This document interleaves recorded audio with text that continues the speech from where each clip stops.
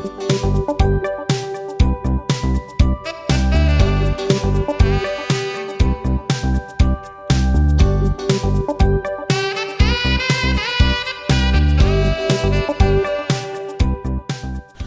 Stuart, we talked about building this practice. We talked about some of the systems needed, what to do to sign up your clients, handling the litigation aspect. Now let's talk a little bit about mediation.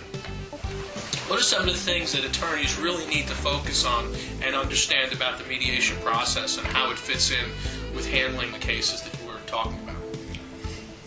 When you get a personal injury case, your two goals are to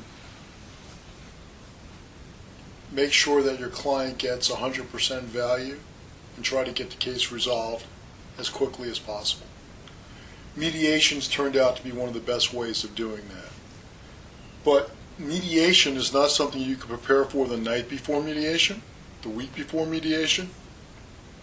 It's something you need to prepare for months before mediation, actually from the beginning of your case, because mediation has become that important, because it gives your client an opportunity to become part of the process, and it gives them an opportunity to understand exactly what it means in case the case does not settle, if you have to go to trial, and to hear that not only from you, but from the impartial mediator, who, if he or she are doing their job, are going back and forth trying to get the parties to reach an agreement and take it out of the hands of people from the community who could care less about the case.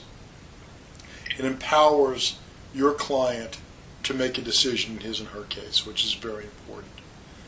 So one of the things that we do is we explain early on in the case to the client about mediation and the fact that they are going to be part of the process, they're going to be part of the discussions, they're going to have an opportunity to have every question they have answered and to make the ultimate decision.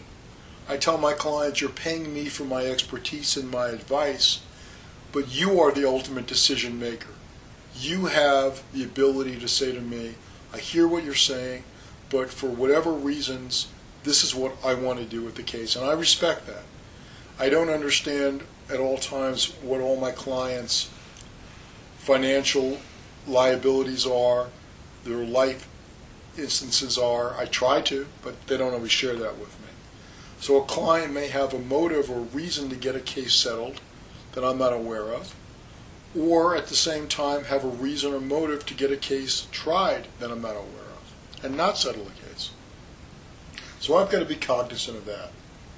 But mediation is a great opportunity to go ahead and hear what the other side has to say about your case, and also to float your case. Now some attorneys don't believe in tipping their hand in mediation. I have a different philosophy, and it's worked well.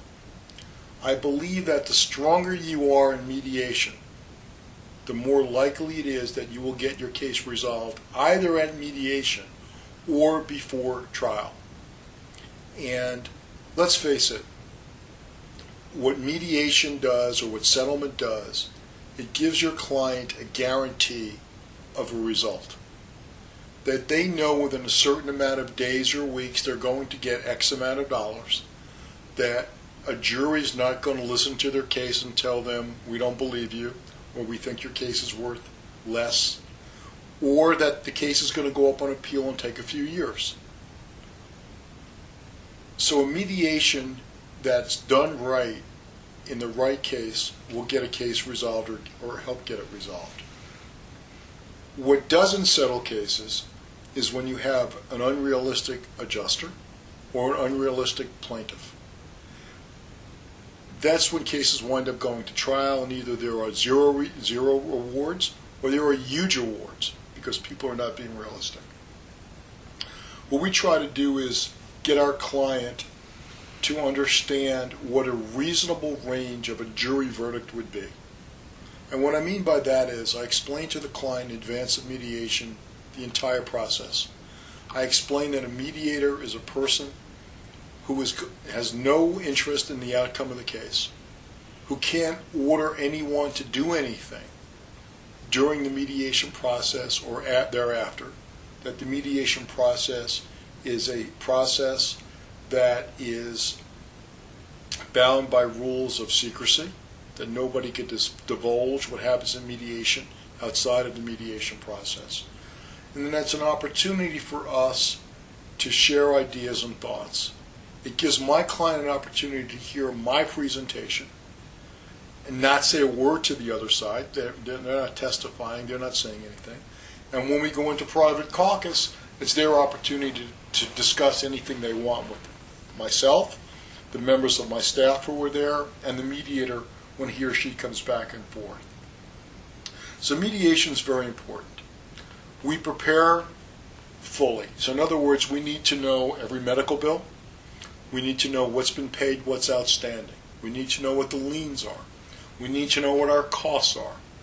We need to know what our future medical expenses reasonably or likely to be incurred by our client are. We need to know what their lost wages are in the past, what their lost wage earning capacity is in the future, if any. We need to know about their life story, what their pain and suffering has been like, what it's going to be like in the future, what surgeries they've had, what surgeries they're going to need in the future. So we need to have all that information ready, and that takes a while to get together, so that's why I said the whole process has to begin early on. In many states, you have an opportunity to agree upon a mediator. And that's important because there are good and bad mediators, just like there are good and bad anything else in life. There are mediators who work very hard, and mediators who just are there to put in their time, collect their hourly wage, and go home. I've used a mediator at times who I thought had one of the greatest lines ever. He said, I've mediated cases where the plaintiff has demanded $1 million, the defense has offered $10,000. And other mediators would say, we're too far apart, we're never going to reach a settlement, let's impasse this case. His attitude is, and I respect him for it, is, I've got a lot of work to do, but let's get going. And I believe that if you work hard in mediation and you're sincere in mediation, that you have a good shot at getting your case settled. But I don't take mediation as an adversary situation, I take it as an educational time. I always thank the adjuster for coming in, if they're from out of town, to attend the mediation. I will not agree to allow an adjuster to attend by phone because they don't have anything vested in the mediation. They're not there in person. They're not seeing my presentation. They're not seeing the body language of my client. The mediator doesn't have the ability to beat up on them, if you want to call it that. So I won't agree to somebody coming in and appearing by phone. There are a few times when I've been told, hey, if you don't agree to it by phone, you're going to get some local adjuster who's got no authority and it's a waste of time. Depending on who the lawyer is that tells me that, and if he tells me that the person on the phone is going to be serious, I might agree, but if at all possible, don't agree to allow the adjuster to be there by phone. How often does that happen? It's happening more regularly now that flights are tougher and air schedules are tougher and people don't want to travel. But you really have to put your foot down and say, no, the courts require there's somebody here with authority. And if you have a good relationship with a lawyer like we talked about earlier, you could explain it to them and they'll try to understand.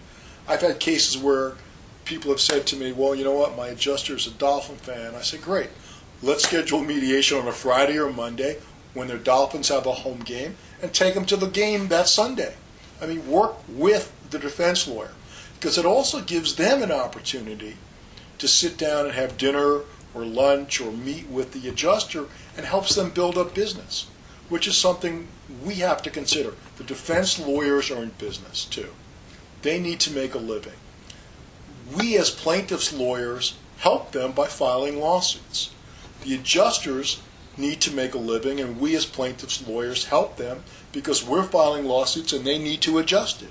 So it's a relationship where if everybody understands their roles and we're all interrelated and treat each other with respect, it works out well. So if you could get that point across and accommodate everybody, you're starting off at that much more of an advantage. So you've got your and it's important to give the mediator a pre-mediation summary, however brief, just so that he or she has some feeling of what the case is about.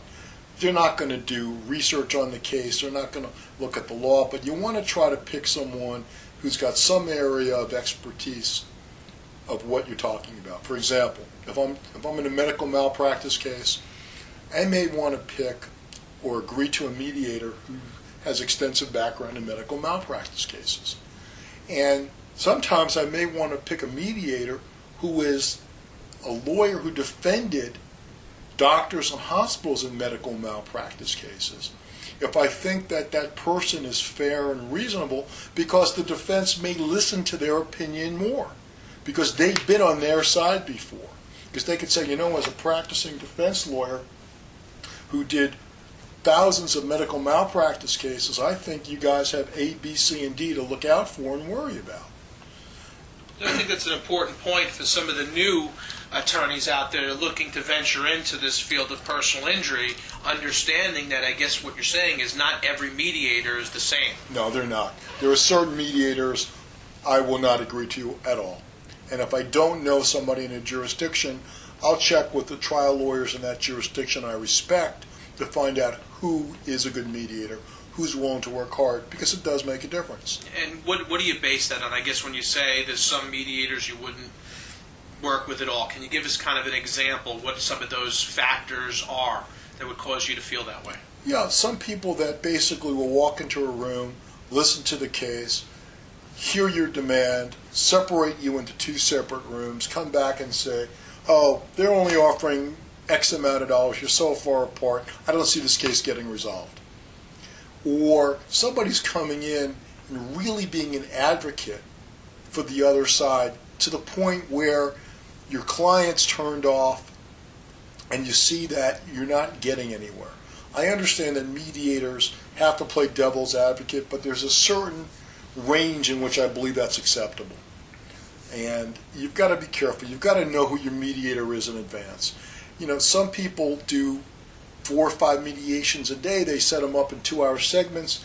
Those are not the kind of people you want listening to a multi-million-dollar case or a 6-figure case, because your mediation is going to take longer. One of the things you got to look for is how much time is set aside for your mediation, because you need to have enough time. 2 hours is not enough. Sometimes you need a whole day. So make sure that you assess how much time you're going to need for that mediation, where the mediation is going to be held. I've had lawyers tell me, I won't come to your office and mediate there because you're too comfortable there. My attitude is, I'll mediate anywhere. I don't care.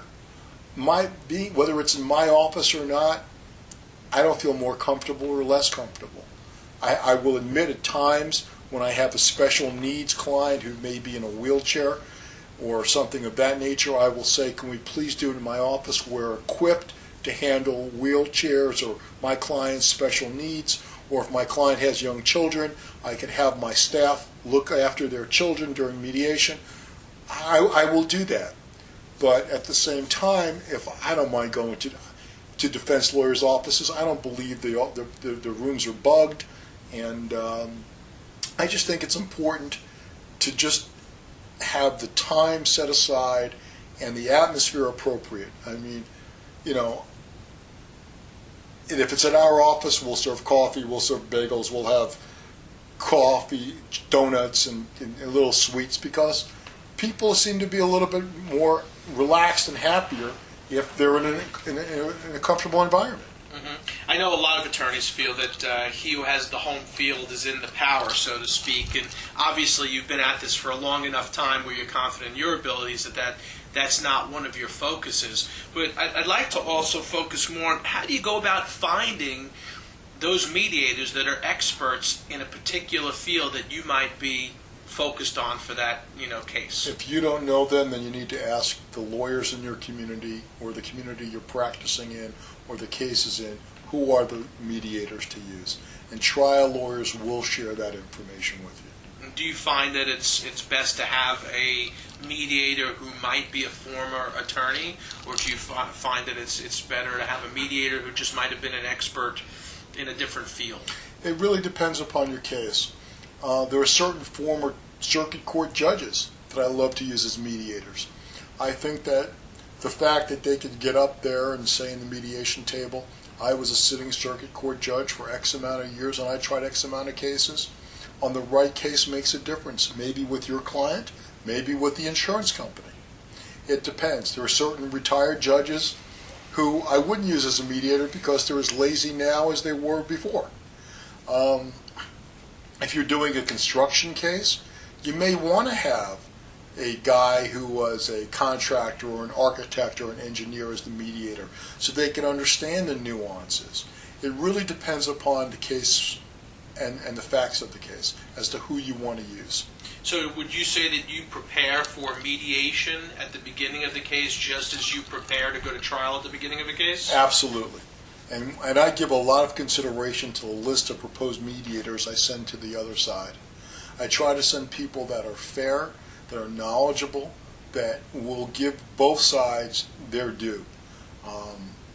Mediators, I don't believe, should tell any party what to do in a case, but I firmly believe that if they're well-spoken, if they're well-versed in the law, if they've got a lot of experience, they could share some of that experience with the litigants and with the defense and get parties to understand why they should move from their position or not move from their position. Now, you touched on your opinion regarding doing a mediation over the telephone.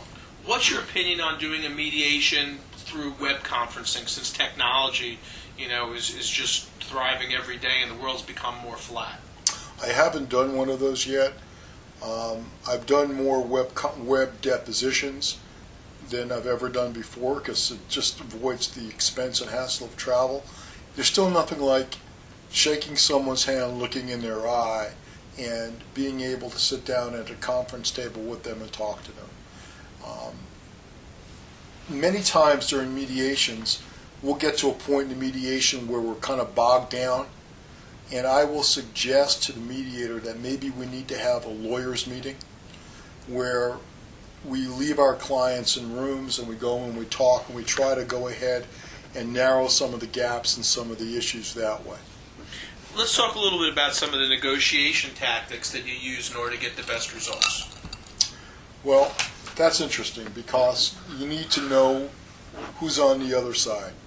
One of the things that I do often, if I know the defense lawyer in advance, is I try to have a pre-mediation meeting with the defense lawyer and say to them, look, we've got mediation coming up.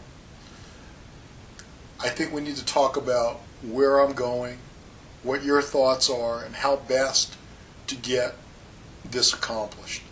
I find that openness and honesty works very well because you don't want to surprise the other side at mediation.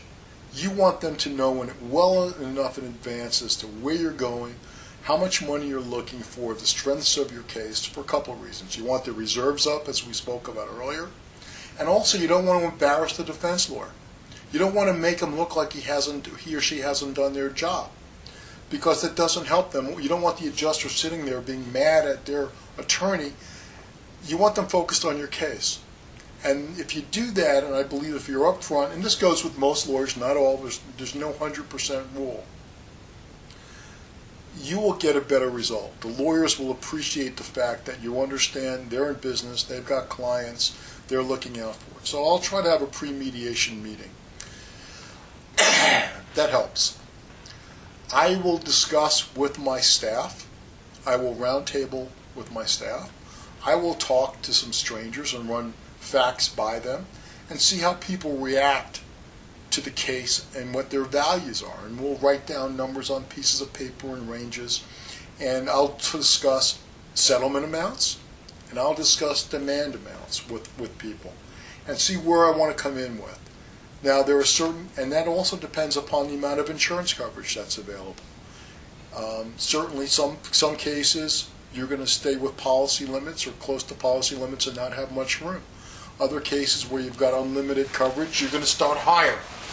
Unfortunately, sometimes I find that, let's pick two arbitrary numbers. Let's say your demand is $2 million. Right away, the defense thinks you're going to take $1 million, that's 50%. That may or may not be true. But if your demand is $1 million and there's only $1 million policy and your case is worth $1 million, you don't have they can't come in and think that you're going to take 500. So you really have to make that clear in your opening and your mediation. And your opening and mediation is your 20 or 30 or 40 minute presentation to the other side. And you're really talking to the adjuster, the person with the money, or adjusters. And you've got to know who the players are. I try a lot of cases where there are multiple defendants. And that creates a problem because besides vying with you, they're fighting with each other as to who is responsible for what percentage. And at times, you may see them break off into separate rooms and mediations and try to settle individually with you or fight. And you've got to come up with a plan in advance as to how you're going to handle multiple defendants, who you're going to focus on as being the most responsible party. What are you going to do if one of the parties comes to you and says, we would like to settle out with you? And you have to understand what all that's going to mean in terms of set-offs in your case, in terms of the overall value of your case, the dynamics of the trial, the empty chair, and everything else. And possibly you're going to do it or you're not going to do it. But these are all things you need to think about in advance. You need to be ahead of the game in mediation. You need to understand your goal and where you need to get for your client. So you need to prepare your client for mediation. You need to meet with them beforehand, not 5 minutes, not 10 minutes, a few weeks before mediation, at least, and say, this is what's going to happen in mediation. This is how it works. This is the process. We need to discuss where we're comfortable winding up so that we know how to negotiate to get you to that number if possible, or to get you the highest number possible so you can make a decision. You don't want to wait till you're in a mediation conference to do that with your client because it's too late. And you certainly don't want to give your client expectations which are outrageous at any time in the case, especially at mediation. Because if they hear you get up there and say this case is worth $2 million, they're going to say to themselves, well, why should I accept less than that if my lawyer thinks it's worth $2 million? But if you've told them in advance, look, we think the case is worth $1 million or $800,000 or $1 million too, but we need to start high because that's how the negotiation process works. They'll understand it better and you'll have better control over your client and they won't be upset with you. Let's talk about some of the presentation tactics that you use in mediation, and do those differ from when you go to litigation, and if so, how? Mediation tactics in mediation are super important. I use a lot of PowerPoint in mediation, and I do that because I want the other side to see that we're ready to go. We'll use clips of videos, we'll use illustrations, we'll use charts, things of that nature. You have to be careful. You can't allow the multimedia presentation to take over. You have to know how to draw the line between the words you're using and what you're projecting on a screen, and it takes practice. I will work with my company who does my PowerPoints for weeks in advance of a mediation. They'll download it to my laptop, I'll practice with it, and depending on how we're doing that moment, I may skip some slides. And depending upon the reaction in the room, I may move forward a little bit slower, a little bit faster. You have to get the feel for your audience just like you do with a jury. You also need to be very sensitive of your client and also the perception of how you treat your client. And I'll give you some examples of that. In certain cases, I've represented some people who have significant injuries, brain injuries. In particular, recently there was a young girl who was severely injured when a beer delivery truck made a left-hand turn in front of her. She had to be cut out of her car, airlifted, trauma-hawked, She had, in the first year afterwards, she had 10 surgical procedures, and she was very fragile. As important it is for a client to sit through a mediation presentation, sometimes emotionally it's devastating for them to see graphically and hear how others perceive them. So as part of that case, we had done some interviews with some doctors and with family members and friends who discussed the differences in this young lady from before the accident to the time of the mediation. I made the decision that it would be detrimental to her health to listen to that. And also, I think it had more impact on the other side when I explained that I was asking her to leave the room for that portion of the mediation. It's the same that I've done in certain trials where you don't want to desensitize anyone to your client. And you have to be careful that your client is real, your client is alive and has a heart, and that you have a heart as a lawyer. So at times you may want to ask your client to step out of the room and understand it, or the parents to step out of the room, or if the spouse has something to say that is difficult, you need to know when to have your client step out. How much information do you go over in the presentation during a mediation as compared to at the trial? Are you giving limited information to get you your result, Absolutely. or you're not obviously giving it all on the table then? No, absolutely. Mediation is basically bullet points and the highlights of your case and the high and the low points of the defense case. If you've got, in this young lady's case, for example, with the truck, I videotaped the truck driver. And he made one comment on video where we're talking about a 2-lane residential road that goes straight as an arrow for a mile. There isn't a hill on it. There isn't a tree on it. There isn't an obstruction division. It's 12 o'clock in the afternoon. And he just makes a left-hand turn right into this girl's lane and goes over half of her car. And I said to him, when was the first time you saw my client's car before the crash? And he said, I never saw her car till I hit it. Well, that to me was the most telltale testimony in the entire case. It just showed this guy wasn't paying attention and he wasn't prepared well. And that clip I played in mediation. That clip helped get the case covered. I also, in that case, and I will tell people to do this in other cases, get the 911 tapes. Most jurisdictions only keep 911 tapes for a certain limited amount of time unless you request it. And what I do in those cases, I get the 911. I send them the 911 center a letter with a blank tape, and I ask for all the calls with regard to that incident or accident, and I get them. And in this one, we had 22 calls in 10 minutes. People crying and screaming and talking about this young girl bleeding out and going into shock and where's the fire trucks. Well, you play that in a mediation and you could just see the color drain from the face of the defense lawyer and from the adjuster.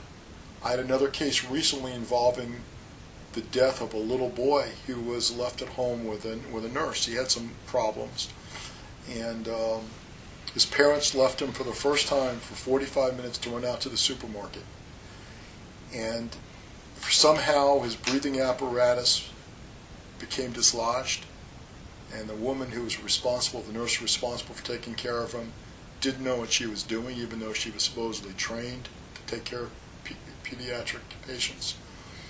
And we played her 911 call at the mediation. And I sent the parents out of the room because they had never heard it. There wasn't a dry eye in the room, including the mediator. And from the call, we were able to show how the nurse didn't know what she was doing. So It's a theater, it's drama, but it's also work. It's you're thinking ahead from the first day you get the case to put it all together for that mediation presentation or that trial presentation. If your case doesn't warrant PowerPoint, if it's not big enough, you know what? There are so many things out there now on the internet where you could do blow-ups of shoulders and knees and necks, where you could create your own PowerPoint presentation, where you could do graphic charts of medical bills and records like that, that it almost doesn't pay not to have some sort of presentation available in a mediation. If you have models, bring them. We have models in our office that date back years for different cases. We use them over and over again for mediations. And it's all important to do that. One of the other things that we do in some of the larger cases is we actually go out and interview the treating physicians. And even though they've been deposed in the case, when you put them on camera and you interview them and you ask them certain questions about what the prognosis is for this client or this patient and what they did, they're going to be quite candid with you, and they're going to come across as, easily believable. And understand that an adjuster only knows about a case from what's been reported to him by the defense lawyer in these reports that they write periodically. He's never met your client. He hasn't met the witnesses. He probably hasn't even reviewed any videos that are taken. So you want to smack that person as hard as you can with as much great stuff as you can, so that even if they don't have the authority then, they're going to go home and get it. So it always goes to say that you're much better off being over-prepared, and it goes back to your reputation as a negotiation litigator. If they know that this is the way you approach your case, they're going to be more likely to go back and get some money for you. Absolutely. One thing that bothers me about certain lawyers is if they're asked a question about their case, they don't know it. And that's a huge mistake. If you're doing a presentation at a mediation, at trial, settlement conference, you should know everything there is about your case at your fingertips, because that shows you're prepared and you're ready, and that's what the other side's afraid of. And that's why it's, again, I guess to reiterate, so important to have that management software program, so you've got everything in one piece that you can get your fingers at and you can get your staff to, and everybody knows what's going on with the case. And not only that, but also your files organized. We organize our files in hundreds of subsections with indexes, so if we need a document, a picture, something, we could pull a hard copy in a second. If we need it electronically, we can. Hard copy, we can. It's available to us, and it shows that we're together and we have it. Is there anything else that you find that would be a helpful nugget for some of the attorneys listening on mediation? I believe it's very important to listen to the other side and not necessarily rebut their argument in front of the entire room when you're all together, but know your mediator, know what you could do about trusting your mediator, send certain messages back and forth. Negotiation's all about messages, and it's all about the perception that you convey to the other side as to what you're willing to do or not willing to do. You've got to be very careful in the messages that you send. You don't want to get into a point where you're sending a message that you're willing to accept one sum of money when you're not, because then the lines are going to be drawn. So you got to be very careful. We use tactics such as bracketing, for example. Let's say we're very far apart, and my clients told me that they're willing to accept a certain sum of money. We could spend their hours in mediation going up $5,000, $10,000, $20,000 increments up and down, or I could say to the mediator after a while, why don't we bracket this?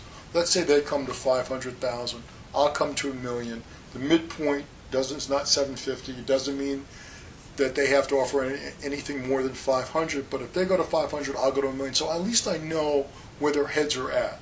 So bracketing is a good way to do it at a certain point in mediation. There's always little tricks that you could use and implement in mediation. Negotiation tactics. There's a whole course I'm sure you could teach in negotiation tactics. I've taken some of them. And it's really important to know how to negotiate. Mediators are not negotiators. You have to know how to negotiate for yourself and for your client. So let's talk about some of the other settlement tools that are available to you in running a personal injury practice. Well, as we said before, you've got the demand package, which you could send out at any time, whether you're pre-suit or in litigation. You've got the ability to sit down and talk to the defense lawyers. You've got the mediation procedures. But other than that, you've got the looming probability of a trial date. And you're not going to get a case settled unless you're on a trial docket.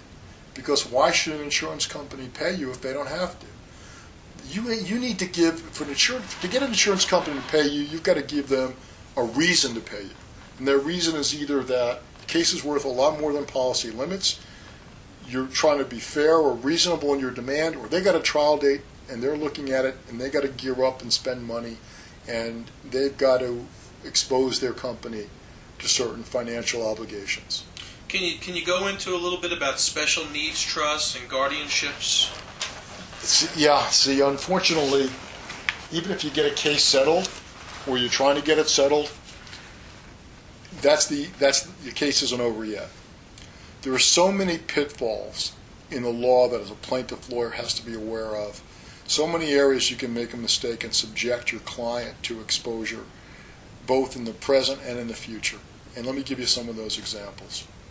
We see more and more these days that defendants want confidentiality agreements and settlements. In other words, nobody could disclose how much was paid in a case, and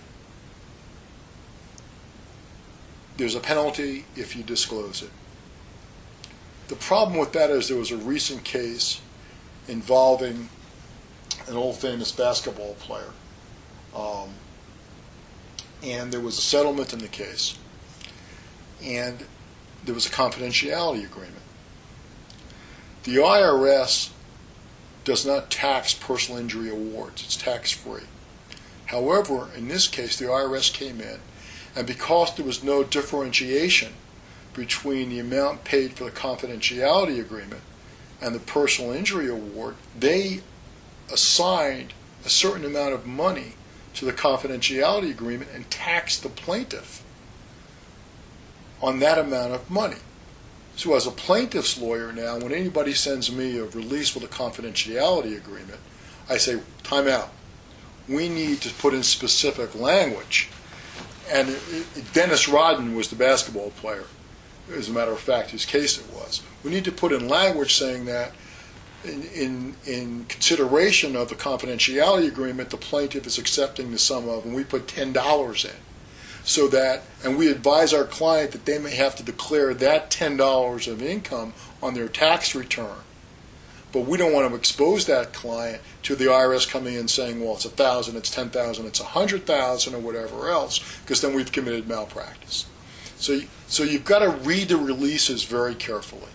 You've got to negotiate the terms of the releases very carefully to make sure that they're going to pay you within a certain amount of time. In certain cases, you've got what's called the opportunity to structure settlements, to have a structured settlement. And what that basically means is that you're asking the defendant to purchase an annuity contract that'll pay your client certain benefits over time, which grows tax-free. That's got a lot of problems in and of itself because you get into other areas involving tax. And as a personal injury lawyer, we're not tax lawyers. We don't propose to be. However, if I settled a case for $1 million and I wanted to structure $400,000 for my client, and I took that $400,000 from my trust account, wrote out a check for an annuity company, guess what? My client's taxed on that growth of that annuity, whereas if I had said to the insurance carrier, you write out a check for $400,000, we have to do a special release with a special agreement, that money grows tax-free for my client. It's called constructive receipt, and it's a complicated thing. But in certain cases, let's say I represent a minor child who's going to need care, maybe not now because he's living with his parents, but maybe as he becomes an adult or they want to insure his future. So this annuity, even though the money's paid now, may not be paid to that person till they're 18 years old, or may be paid to that person if they're brain injured every month and grow tax-free with certain bigger pops every couple of years. There's all sorts of things you could do with annuities. You could create almost any scenario you want to with increases for inflation, things of that nature. But you have, and you work with annuity companies, which we do. I mean, at times I'll go to mediation with my annuity company with me, or the defense will have an annuity company with them. But you need to be able to explain this to the client, why it's beneficial. The problem with an annuity is, once the money's in an annuity, they can't get it out in case they need it, and they have to understand that. And you'll see ads on television. One particular company, I believe it's J.G. Wentworth, says, we'll buy your annuity. Why should somebody else keep your money? Well, the problem with that is you're going to lose a lot of the value of somebody's buying your contract for payment over time. So you have to be careful and understand when the structure is valid and when it's not. The other things you have to be careful about are when you're settling a case for minors. Most courts require there to be some sort of check and balance because they don't want parents, and most parents are trustworthy, but unfortunately there have been instances where they're not, taking the minor's money and just wasting it.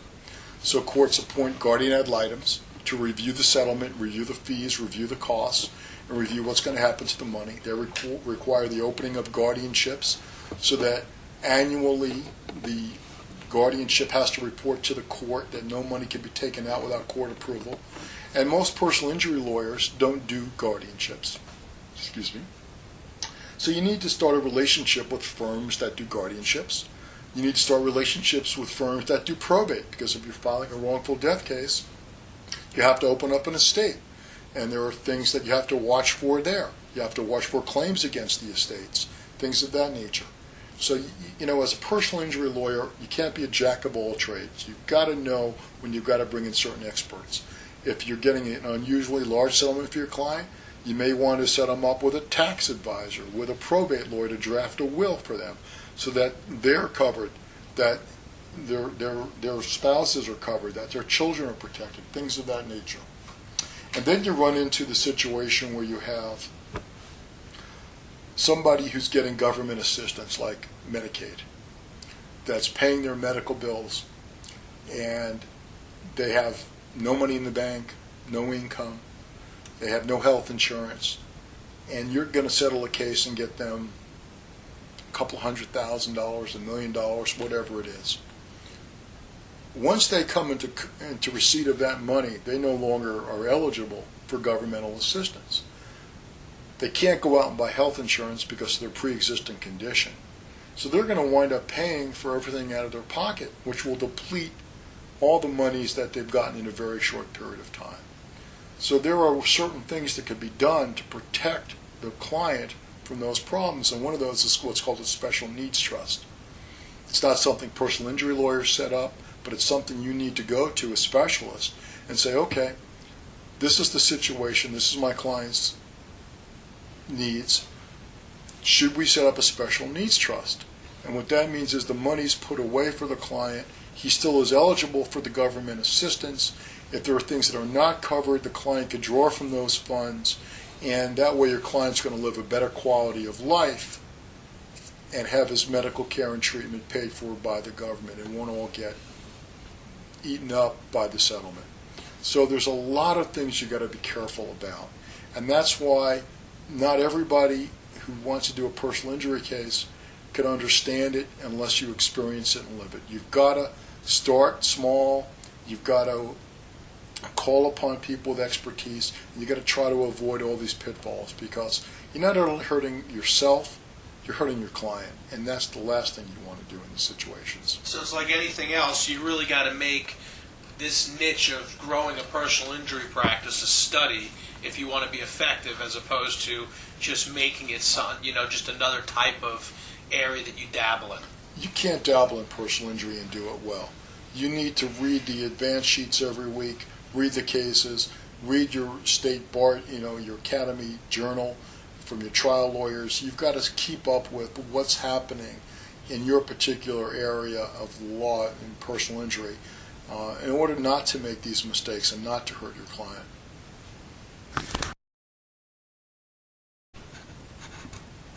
So as we just discussed, you really don't want to dabble in personal injury. So what is some of your advice or some alternatives if you are an attorney and you've got friends out there and someone does have a case and obviously they want to use you because they trust you, but it's just not your area of expertise? What would you recommend as a couple of strategies for an attorney to still stay involved with the case because it might be somebody they know or a former client, yet not jeopardize the case because it's not in their expertise? As a PI lawyer, I think you have to be very careful not to go outside your area of expertise. And if you do get a call, let's say from a lawyer who's a referral source, about a case that you can't handle, you have to be careful, because if you refer them to someone else, you may lose that referral source. So you've got to be careful and know who you're referring that person to. Call them up, say, look, John's a good friend of mine. He sends me a lot of cases. He wants to send me this case. I don't do this. I think you're great at it. I'd like you to do it, but I'm concerned about keeping my relationship with him. I don't want a fee since you're going to have to pay him a referral fee on it, but I would still like to be copied and involved on everything that goes on. And if you pick your friend well, that'll go off okay. And explain it to your referral source. Say, look, I've done right by you in the past. I want to do right by you now and in the future. This is not something I'm comfortable in doing. I'm not geared for it. I want to send you to my other friend. I don't want a fee. You're just going to pay you a fee, but I want you to know I care about you and I'm just going to monitor it and stay involved, and I want to keep your business. That, I think, is the best thing for you to do. Because if you take that case and you don't know how to handle it, you're not only going to blow that case, you're going to blow your referral source. And you don't want to do that, and you're going to hurt the client. In our firm, we tell clients right up front, we don't do criminal, we don't do bankruptcy, we don't do family, we don't do traffic tickets. All we do is represent people who have been hurt or lost loved ones in accidents. And I think that's what you really need to let people know. At the same time, you need to let them know that if they have another question of law, you'll be happy to help find them someone who could help them. Because you want to develop your referral source. Part of this is about growing your business and about getting a great reputation in the community.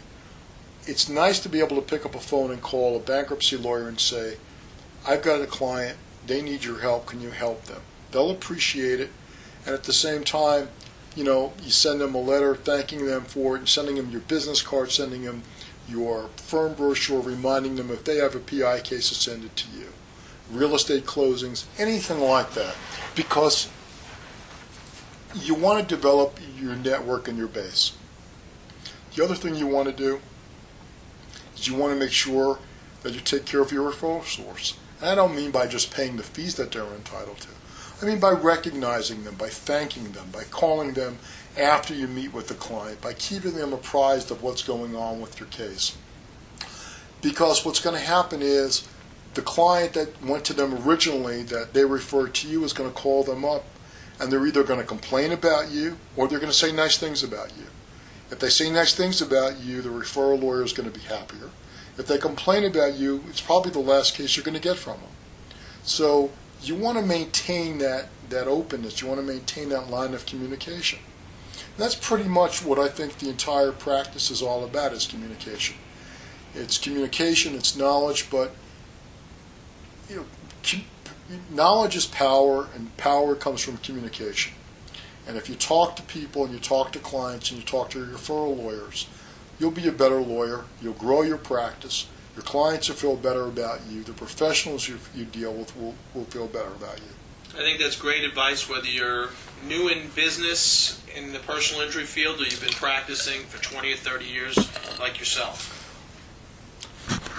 The CLE code for this disc is PIE 3209. This program continues on the next disc.